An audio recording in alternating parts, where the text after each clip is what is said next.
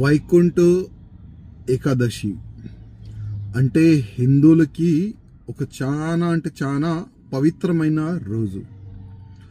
ఆ వైకుంఠ ఏకాదశి రోజు చాలా వరకు హిందూ భక్తులు తిరుపతి వెళ్ళాలి. ఆ వైకుంఠ ఏకాదశి రోజు ఆ దేవుడిది వెంకటేశ్వర స్వామి దర్శనం చేసుకోవాలని చాలా మంది అనుకుంటారు. ప్రతి సంవత్సరము చాలా వైభవంగా కార్యక్రమం జరుగుతుంది. దర్శనం కూడా లాక్స్ ఆఫ్ భక్తులు దర్శనం చేసుకుంటారు.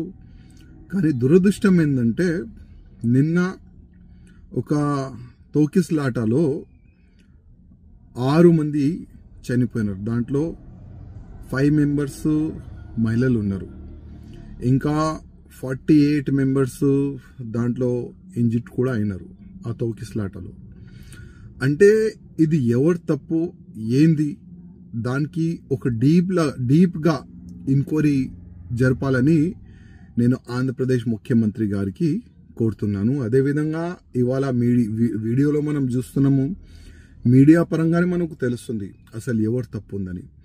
ఒకవేళ పోలీసులు సడన్గా ఆ గేటు తెరవకపోతే ఆ యాక్సిడెంట్ జరిగేది కాదని అక్కడ ఉన్న సాక్ష్యాలు చెప్తున్నారు.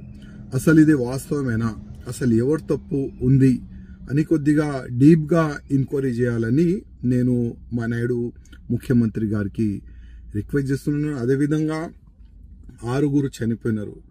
వాళ్ళకి ఫైనాన్షియల్గా టీటీడీ చైర్మన్ గారు అదేవిధంగా ముఖ్యమంత్రి గారు వాళ్ళకి ఒక 10 lakhs రూపీస్ కానీ వాళ్ళ ఫ్యామిలీ మెంబర్స్కి ఫైనాన్షియల్గా సపోర్ట్ చేయాలని నేను రిక్వెస్ట్ చేస్తున్నాను. అదేవిధంగా చాలా మంది ఇంజ్యూర్డ్ అయినారు కదా, వాళ్ళు కూడా ఫైనాన్షియల్గా సపోర్ట్ చేయాలని నేను ముఖ్యమంత్రి గారికి రిక్వెస్ట్ చేస్తున్నాను. అదేవిధంగా ముందు ఇట్లాంటి యాక్సిడెంట్ జరగకూడదు, దానిపైన కూడా ఒక మంచిగా ప్లానింగ్ చేయాలి.